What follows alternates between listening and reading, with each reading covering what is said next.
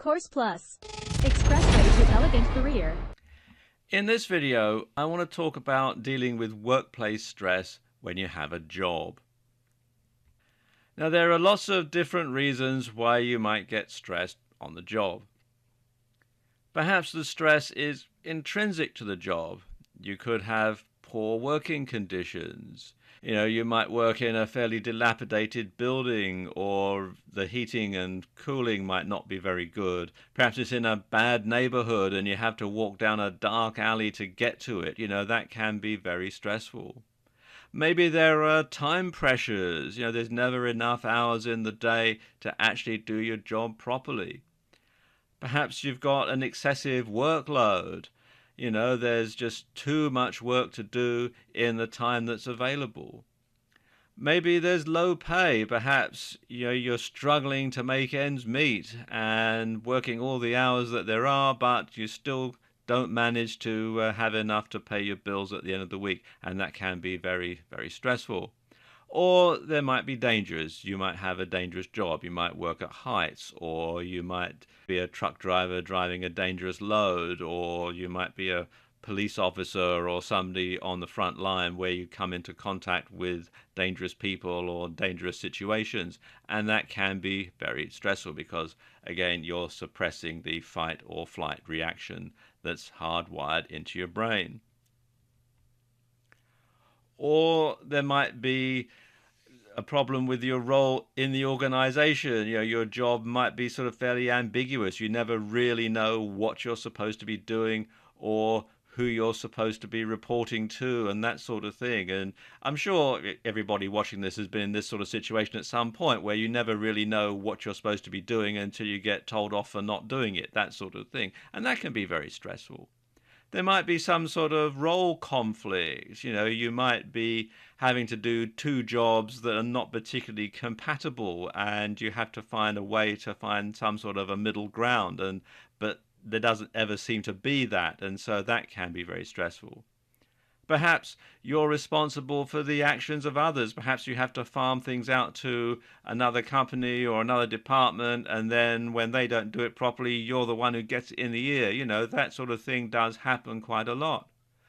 Maybe there are divided loyalties where you work. Perhaps you've got someone who you're very friendly with, but they're not doing a very good job, and you've then got to try and balance your friendship with this person with your job and your role within the organization, and that can be very difficult and stressful. Or it could be that you just simply feel that you're underappreciated. Nobody really appreciates the job you do. You put in the hours, you do the work, and there's always some kind of problem, and that can be very, very stressful. Another stress point within workplaces can be career development.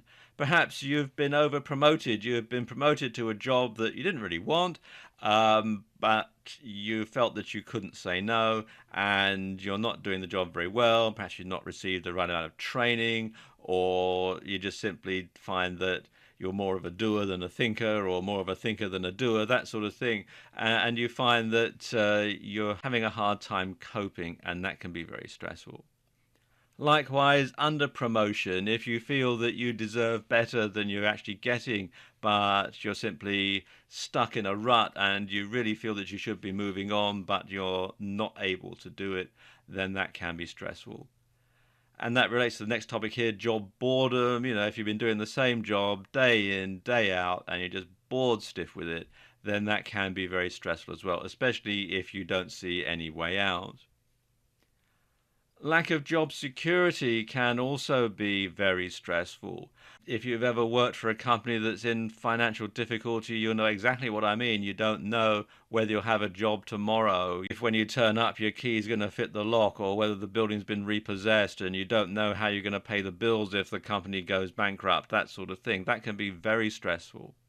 Or it could be thwarted ambition. You could want to move on, but you find that there's someone who's standing in your way, someone who is stopping you from fulfilling your ambition, from fulfilling your potential, and you feel like you're really hitting a brick wall. And particularly in organizations that are very structured, where you really need to climb up the next rung of the ladder, but there's someone who's making sure that you don't. And that can be very, very stressful indeed.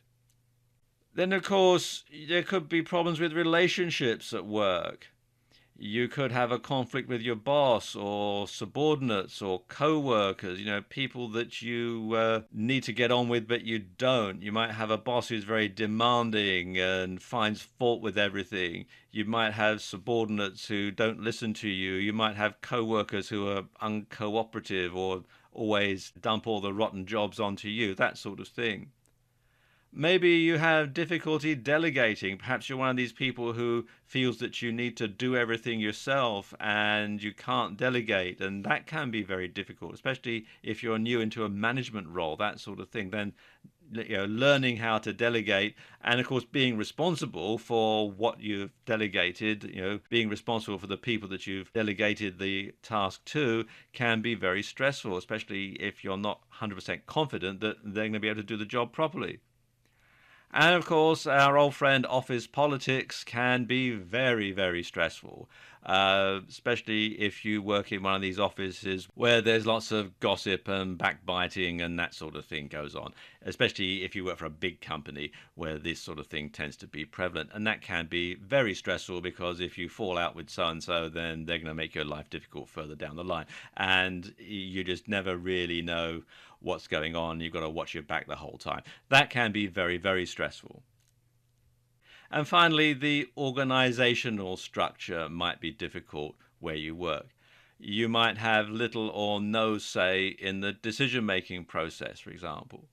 There might be budgetary restrictions. You might have to sort of try and stretch things out. You might not be able to have the right equipment that you need. You might not be able to afford to hire temporary staff to do the job for you because there just simply isn't the money. Or there might be other restrictions, which harks back to the last topic. You might have someone who is being difficult and being restrictive, and that can cause lots of trouble. There might be poor communications, things that you ought to know, but you're not being told, and then you don't find out until it's too late, and then there's more problems, and so on and so on and so on.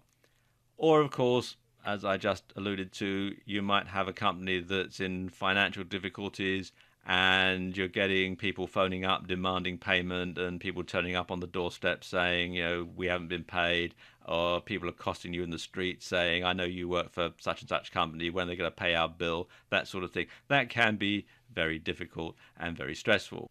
And you see, all of this stress, all of this pressure, your brain wants to either fight it or flee from it, and you can't because you're just there all the time. And this is when the stress starts to build up. And it might be not one particular factor, it might be a lot of different factors that add up over time that can really cause all the stress. So, what should you do in that type of situation? Well, the first thing you want to do is you want to make a note of what's making you stress. Once you've discovered what the problem is, you're halfway to finding a solution. Then you need to develop healthy responses to that. That might be some type of relaxation technique. It might be some way of perhaps if you're in a big organization and somebody's giving you a hard time and it's not really your problem, you can kick the problem upstairs, to coin a phrase, and pass the problem on to somebody else and look for a healthy response, a healthy way, rather than getting mad, rather than sort of bottling it up inside. That is one way of helping to deal with stress. And of course, you need to change what you can change, and you need to manage what you can't change. Particularly if you're in a subordinate role in a company, there's lots of things you can't change. You can't change the actual corporate nature of the business, but you can manage how you deal with it. And the best way to do that is to talk to your superiors. Talk to your boss, tell him or her what the problems are, tell them that you're having such a hard time, and perhaps together you can come up with a solution. But of course, at the end of the day, if all else fails, if you just find you're under too much stress, then find another job. I know in difficult economic times that's easier said than done, and it can be hard to find another job.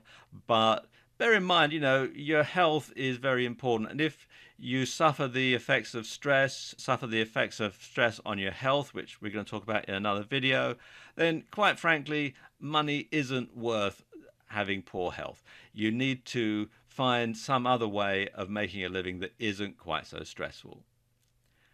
Now, a lot of people, when they're in a job, think, well, if I had my own business, that wouldn't be quite so stressful. Well, perhaps and perhaps not. And we'll talk about that in the next video.